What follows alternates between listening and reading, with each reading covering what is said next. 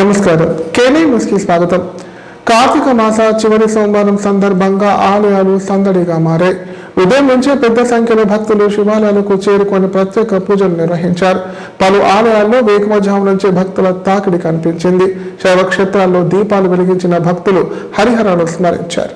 కార్తీక మాసం చివరి సోమవారం సందర్భంగా జిల్లా వ్యాప్తంగా శివాలయాలు భక్తజనులతో కోలాహలంగా మారాయి. భక్తులు ఆలయాలకు ఉదయం నుంచి పెద్ద సంఖ్యలో చేరుకొని ప్రత్యేక పూజలు నిర్వహించారు. కామారెడ్డి జిల్లా కేంద్రంలోని శ్రీ ప్రసన్న వెంకటేశ్వర స్వామి పంచముఖి హనుమాన్ ఆలయంలో కార్తీక మాస చివరి సోమవారం సందర్భంగా వేద పండితులు ప్రత్యేక పూజా కార్యక్రమాలు చేపట్టారు. భక్తులు భారీగా తరలివచ్చి స్వామివారిని దర్శించుకొని మొక్కులు చెల్లించుకున్నారు. ఆలయ కమిటీ ఆధ్వర్యంలో భక్తుల కోసం వనభోజనం ఏర్పాటు చేశారు. త్రినేత్రధారుని శివలీలలు అతి మధురం. శివ ఓం నమః శివాయ. బ్రహ్మముఖమున జనించిన ఆ శివుని కథలు అతి మధురం. హర ఓం నమః శివాయ. శివ ఓం నమః శివాయ. హర ఓం నమః శివాయ. హర ఓం నమః శివాయ. శివ ఓం నమః శివాయ. కాలరథముపై శివశంకరుడు ఉగ్రరూపుడై కదిలి శివ ఓం నమః శివాయ. దేవలోకమే సంతసించెను త్రిపురాసుర సంహారం. హర ఓం నమః శివాయ. పుష్పం నమః శివాయ. పత్రం నమః శివాయ.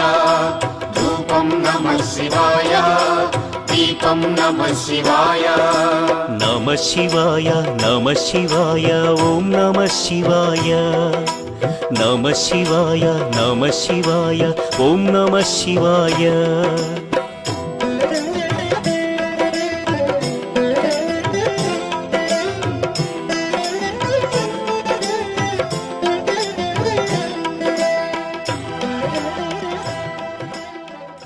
తెలుసు కాబట్టి ఇక్కడ ఆకాశ దీపం నెల రోజులు రోజు ఒక 50 నుంచి 60 మంది భక్తులు వచ్చి ఒక 600,000 దాకా భక్తులు సందర్శిస్తున్నారు. జ్వాలాతోరణం కూడా వేద పండితుల ద్వారా సంక్షిప్తంగా మంచిగా జరిగింది. ఇక్కడ మాకు ఈ ప్రజల సహకారం బాగుంది, మా మిత్రుల సహకారం ఉంది, మా కార్యవర్గ సహకారం ఉంది. మాకు మిత్రుడైనటువంటి షబీర్ అలీ గారు కూడా నేను వెళ్ళగానే 50 లక్షల నిధి మంజూరు చేశాడు. దీన్ని ఎస్టిమేట్ చేసి పంపిస్తే వరకు ప్రభుత్వం వాళ్ళే చేస్తారు, మనం చేసే పని ఏం లేదు. కావున నా మిత్రులు శంకర్ కానీ బాలాజీ కానీ పంతులు కానీ వేద పంతులు కానీ పూర్తి సహకరిస్తున్నారు. మాకు కార్తీక మాస విశిష్టత కేంద్రం ప్రవరం వందే బీజామాత్రమునిం లక్ష్మీనాథమారంభాదయామధ్యమ అస్మదాచార్య పర్యంతం వందే గురు పరంపరాం శ్రీమతే రామానుజాయ జై శ్రీమన్నారాయణ. మన కామారెడ్డిలో అత్యంత పురాతన దేవాలయం.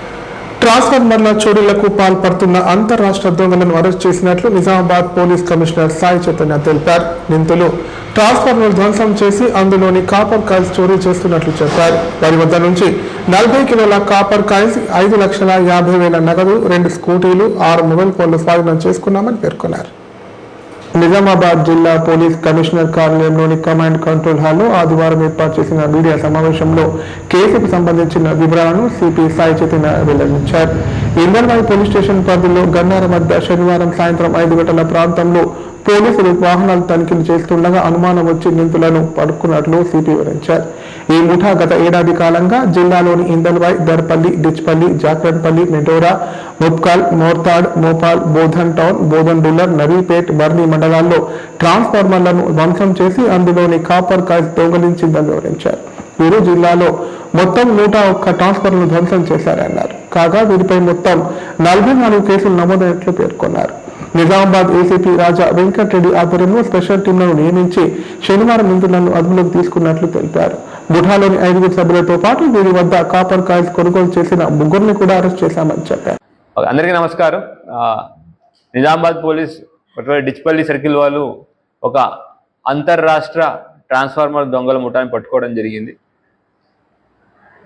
రీసెంట్ పాస్ట్లో మనకి ట్రాన్స్ఫార్మర్ అఫెన్సెస్ ఎక్కడైతే విలేజెస్లో ఎవరు మనుషులు తిరగని ప్లేసెస్లో ట్రాన్స్ఫార్మర్ అఫెన్సెస్ అవ్వడం జరుగుతూ ఉంది, కంటిన్యూస్ జరుగుతూ ఉంటే దాని మీద నిఘా పెట్టి కంటిన్యూస్ మానిటరింగ్, ఎవరు కొత్త వ్యక్తులు ఎవరు వస్తున్నారు, ఎట్లా వస్తున్నారు అనే దాని మీద మానిటరింగ్ చేస్తున్న క్రమంలో నిన్న ఈవినింగ్ ఇందల్వాయి పోలీసులు వారు ఇన్ఫర్మేషన్ మీద చెకింగ్ చేస్తుంటే ఒక ముఠాను పట్టుకోవడం జరిగింది. టోటల్ 8 మంది పట్టుకోవడం జరిగింది. 2 బైక్స్ కూడా పట్టుకోవడం జరిగింది. వీళ్ళ దగ్గర ఇప్పుడు చూపించినట్టు 40 కేజీల వరకు కాపర్ కాయిల్స్, మళ్ళీ రీసెంట్గా దొంగతనం అయిన transformer copper coils dispose of చేయడానికి వెళ్తున్నారని తెలిసి ఇన్ఫర్మేషన్తో పట్టుకోవడంలో వాళ్ళ దగ్గర 40 కేజీల కాపర్ కాయిల్స్ ఇంకా 5 లక్షల క్యాష్ వరకు జప్తు చేయడం జరిగింది. వీళ్ళ మోడల్స్ ఏంటి అంటే ఊరు చివర్లలో ఎవరైతే జనాలు తిరగని ప్లేసెస్లో ఉంటే ఐడెంటిఫై చేసుకుని అక్కడికి వెళ్ళి రాత్రిపూట సాయంత్రం కల్లా అక్కడికి వెళ్ళి చీకట్లో దాక్కుని రాత్రి వెళ్ళి ఆ ట్రాన్స్ఫార్మర్ ఇతను మెయిన్ అక్యూజ్, ఇతనే మిగతా వాళ్ళందరినీ కూడా జమ చేసి ఇటువంటి కార్యకలాపాలు చేయడం ఇవన్నీ చేయడం జరుగుతూ ఉంది. తర్వాత అలీ మహమ్మద్ అలియాస్ రాజు నాయక్, ఇతను గుంటూరు జిల్లా వాసి. అట్లానే ఎడల వెంకటేశ్వరరావు అనే అతను ప్రకాశం జిల్లా. షాపల్లి రవీందర్ మహబూబ్ నగర్ జిల్లా. లింగప్ప కర్ణాటక, అసలు నేటివ్ వచ్చి కర్ణాటక రాష్ట్రం కానీ ప్రస్తుతం మనోహరాబాద్ మెదక్లో ఉంటున్నాడు, ఇతను రిసీవర్.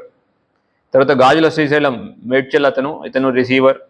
మహమ్మద్ హైదర్ అలీ ఇతను ముషీరాబాద్లో ఉంటాడు, ఇతను రిసీవర్.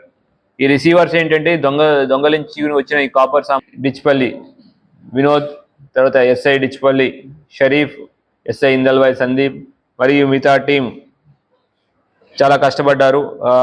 పర్టికులర్లీ మా జక్రాన్పల్లి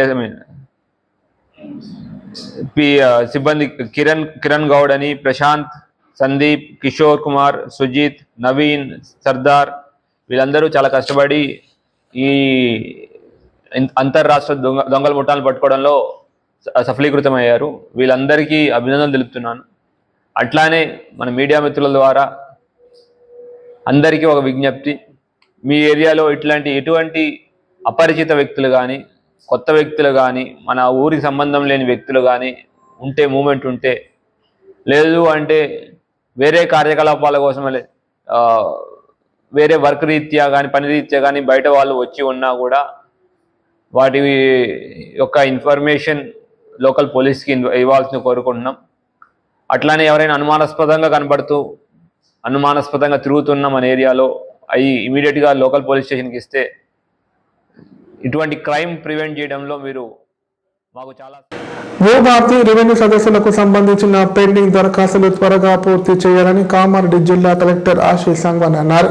ఆయా మండలాల తహసీల్దార్లు వరి కొనుగోలు కేంద్రాలను ప్రతిరోజు పర్యవేక్షించి సమస్యల పరిష్కారానికి కృషి చేయాలని ఆదేశించారు. ప్రజావాణి ఫిర్యాదులను పెండింగ్లో ఉంచకుండా చూడాలని చెప్పారు. సోమవారం కామారెడ్డి కలెక్టరేట్ సమావేశ మందిరంలో ప్రజావాణి కార్యక్రమాన్ని నిర్వహించారు.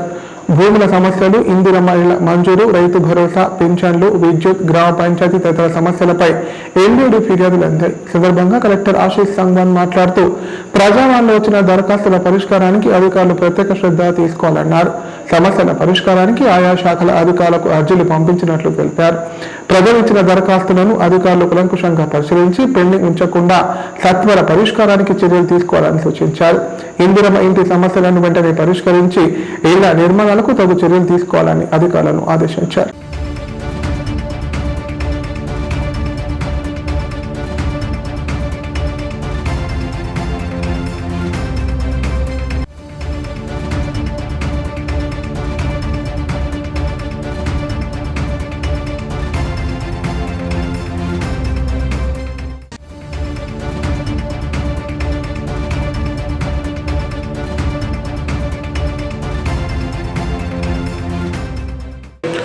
కార్పొరేషన్ నామినేషన్ పోస్టుల భర్తీలో దూదేకుల నూర్ భాషలకు సముచిత స్థానం కల్పించాలని తెలంగాణ నూర్ భాషా దూదేకుల వెల్ఫేర్ అసోసియేషన్ రాష్ట్ర అధ్యక్షులు అజీముద్దీన్ అన్నారు. గత బీఆర్ఎస్ ప్రభుత్వ హయాంలో తమ కులస్తులకు అన్యాయం జరిగిందన్నారు. నూర్ భాషా దూదేకులకు ప్రత్యేక కార్పొరేషన్ ఏర్పాటు చేయాలని డిమాండ్ చేశారు. తెలంగాణ నూర్ భాషా దూదేకుల ముస్లిం వెల్ఫేర్ అసోసియేషన్ రాష్ట్ర ఉపాధ్యక్షులు ఎండి అస్లాం ఆధ్వర్యంలో మీడియా సమావేశం నిర్వహించారు. సందర్భంగా రాష్ట్ర అధ్యక్షులు ఎండి అజీముద్దీన్ మాట్లాడుతూ రాష్ట్రంలో 18 లక్షలకు పైగా దూదేకుల జనాభా ఉందని, వారి ఆర్థిక సామాజిక అభివృద్ధి అవసరమని చెప్పారు. గత 10 ఏళ్ల కేసీఆర్ పాలనలో తమ కులాలకు పైసా లాభం చేకూరలేదని ఆగ్రహం వ్యక్తం చేశారు. కార్పొరేషన్ నామినేటెడ్ పదవుల భర్తీలో తమ కులానికి తగిన ప్రాతినిధ్యం కల్పించాలని డిమాండ్ చేశారు. వివిధ కార్పొరేషన్లలో దూదేకుల నూర్భాషలకు సరైన అవకాశాలు కల్పించాలని విజ్ఞప్తి చేశారు. రాష్ట్రంలో ఆర్థికంగా సామాజికంగా వెనుకబడిన దూదేకుల కులస్తుల సంక్షేమానికి రేవంత్ రెడ్డి ప్రభుత్వం కృషి చేస్తామని హామీ ఇచ్చిందని గుర్తు చేశారు.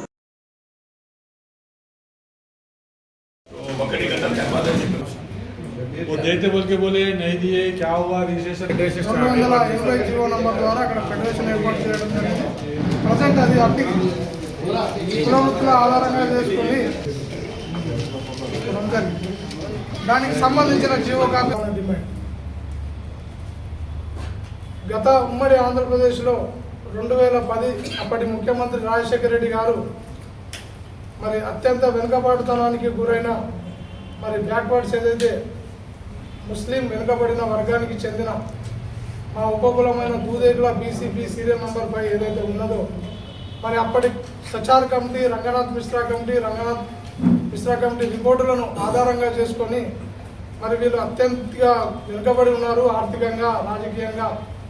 మరి వీళ్ళకు ఒక ఫెడరేషన్ అనేది ఏర్పాటు చేయాలనేది అప్పుడు మంత్రివర్గంలో మరి ఇక్కడ ఏదైతే సలహాదారునిగా ప్రాతినిధ్యం వహిస్తున్న మా షబ్బీర్ అలీభాయ్ గారు అప్పుడు మైనార్టీ మంత్రి పదవిగా మరి వారి అధ్యక్షతలోనే ఈ జీవో తీయడం జరిగింది. వీటి వాస్తవాలు మీ ముందుంచే ప్రయత్నం చేస్తాను నేను. ముఖ్యంగా 2010లో ఏదైతే ఫెడరేషన్ ఏర్పాటు చేసినారో తర్వాత రాజశేఖర రెడ్డి జరిగిపోయిన తర్వాత రోషయ్య ముఖ్యమంత్రిగా ఉన్నప్పుడు, ఆనంద్ రామనారాయణ రెడ్డి ఆర్థిక మంత్రిగా ఉన్నప్పుడు మరి దానికి గ్రాంట్ ఏర్పాటు చేయడం జరిగింది. మరి అప్పుడు టెక్నికల్ ఇష్యూతోని అది అకౌంట్లో అమౌంట్ వేయక అక్కడ పాలకవర్గం నియమించక మరి అట్టి అమౌంట్ ల్యాప్స్ అయిపోయింది. బైఫర్కేషన్ తెలంగాణ ఆంధ్ర విభజన జరిగిన తర్వాత మరి ఇక్కడ ఆంధ్రలో ఇదే 125 జీవో ద్వారా ఫెడరేషన్ ఏర్పాటు కావడం జరిగింది. ప్రస్తుతం అది అప్గ్రేడ్ అయ్యి కార్పొరేషన్గా కూడా కొనసాగుతుంది. మొన్ననే పాలకవర్గం కూడా నియమించారు 100 కోట్లతో. ఇక్కడ గతంలో తెలంగాణ రాష్ట్రం ఏర్పడిన తర్వాత మరి కేసీఆర్ గారు ముఖ్యమంత్రిగా ఉన్నారు, మీ అందరికీ తెలిసిన విషయం. మరి ముస్లిం లోపల ఏదైతే అత్యంత వెనుకబడిన తరగతులకు చెందిన బీసీబీ దూదేకుల కులాన్ని కంప్లీట్ ఒక సామాజిక వర్గాన్ని. ఇప్పుడు ప్రకటనలు. కామారెడ్డిలో 50 పడకల ISO సర్టిఫైడ్ గల ఏకైక hospital life hospital Kamareddy. Aarogyasri, EHS మరియు అన్ని రకాల నగదు రహిత హెల్త్ ఇన్సూరెన్సులు గల ఏకైక హాస్పిటల్ లైఫ్ హాస్పిటల్.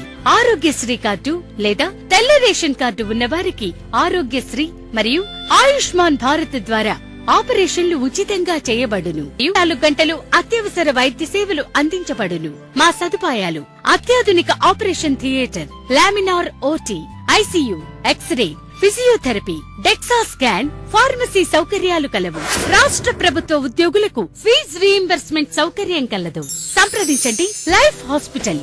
తెలంగాణలో మొట్టమొదటిసారిగా అధునాతన పద్ధతిలో నరాల, మానసిక, sex, alcohol, fits treatment, AC intensive care unit ఇప్పుడు మన నిజామాబాద్ లో doctor B Keshavulu MD psychiatry, Osmania గారి ఆధ్వర్యంలో అన్ని సదుపాయాలు గల అత్యాధునిక అతిపెద్ద హాస్పిటల్ ప్రారంభించబడ్డది. నరాల బలహీనతలు, తలనొప్పి, ఫిట్స్, పళ్లు బిగపట్టడం, భయం, గుండెదడ, డిప్రెషన్, ఒంటరితనం, మంత్రాలు చేతబడి చేశారని అనుమానపడటం, వ్యతిరేకమైన ఆలోచనలు, తన గూర్చి మాట్లాడుకుంటున్నారని, చంపడానికి వస్తున్నారని భ్రమపడటం, ఆల్కహాల్ ను మాన్పించుటకు అడ్మిషన్స్ సౌకర్యం గల తెలంగాణలోనే అతిపెద్ద hospital doctor Keshavulu hospital. Bus stand ఎదురుగా లైన్, ఖలీల్వాడి, నిజామాబాద్. ఫోన్ 08462255189. కామారెడ్డి ప్రజలకు శుభవార్త. ఇకపై గుండె సంబంధ సమస్యల ట్రీట్మెంట్ కోసం నిజామాబాద్, హైదరాబాద్ లాంటి నగరాలకు వెళ్లాల్సిన పని లేదు. శ్రీ మెడికేర్ హాస్పిటల్ నందు అత్యుత్తమ కార్డియాలజీ సేవలు అందుబాటులో ఉన్నాయి. Angiogram, angioplasty, pacemaker, 2D echo, TMT మొదలగు సేవలను వైద్య రంగంలో అత్యుత్తమ అనుభవం కలిగిన డాక్టర్లు అందిస్తున్నారు. అంతేకాదు యూరాలజీ సర్వీసుల కోసం స్పెషలిస్ట్ డాక్టర్లు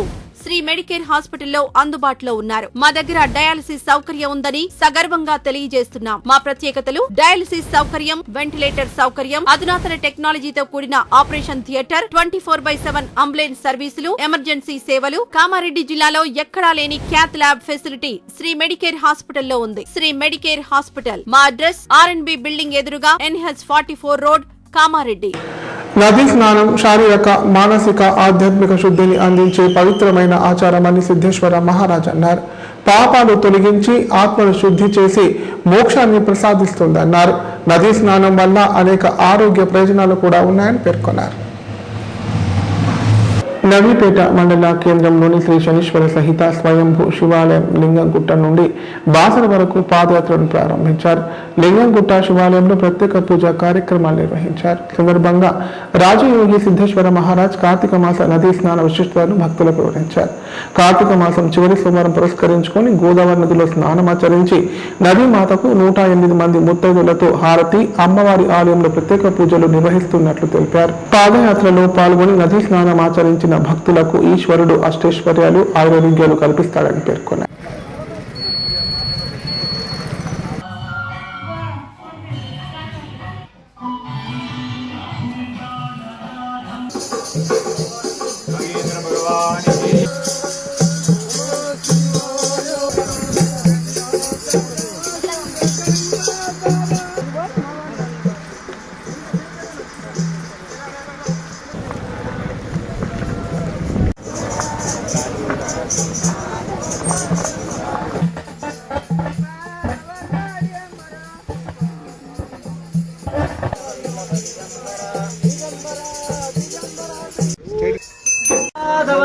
దిగంబరా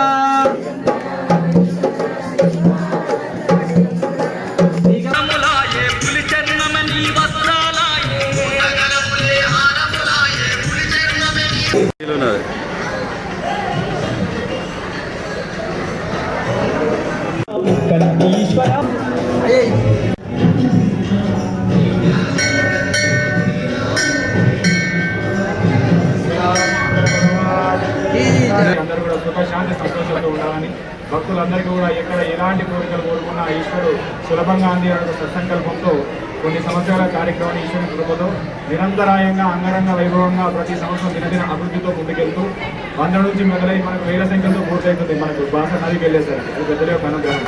కాబట్టి అందరూ కూడా సుఖశాంతి సంతోషాలతో ఉండాలని లోక కళ్యాణ కోరికతో మాత్రమే కార్యక్రమాన్ని మనం ప్రారంభించాము. అది లోక కార్యక్రమం కాబట్టి, లోక కళ్యాణ కార్యక్రమం కాబట్టి ఈ రోజు మనం అనుకున్న దానికంటే కూడా అంగరంగ వైభవంగా ముందుకెళ్తూ అందరూ కూడా పాల్గొన్నటువంటి అందరికీ సుఖము, శాంతి, సంతోషాలు భగవంతుడు ఏదైతే కావాలని భగవంతుడి దగ్గర కోరుకునే భక్తులు ఉన్నారో అందరికీ లేదు అనేది మల్ల సంస్థలు అన్ని రకాలుగా ఇస్తున్నారు ఈశ్వరుని యొక్క అనుగ్రహం. కాబట్టి నలభై భక్తులందరూ కూడా దీన్ని ఆశ్రయించే వివిధ గ్రామాల నుంచి వచ్చే భక్తులందరికీ కూడా ఆ ఈశ్వరుడు గోదావరి మాత పెద్దల అనుగ్రహం ఉండి వాళ్ళకి కావాల్సిన కోరిక నెరవేరాలని సత్సంకల్పంతో ఈ కార్యక్రమం ఇదే విధంగా ముందుకెళ్ళడం. వార్తలు ఇంతటితో సమాప్తం. తిరిగి ప్రసారమయ్యే వార్తల్లో మళ్ళీ కలుద్దాం. అంతవరకు నమస్కారం. చూస్తూనే ఉండండి K9.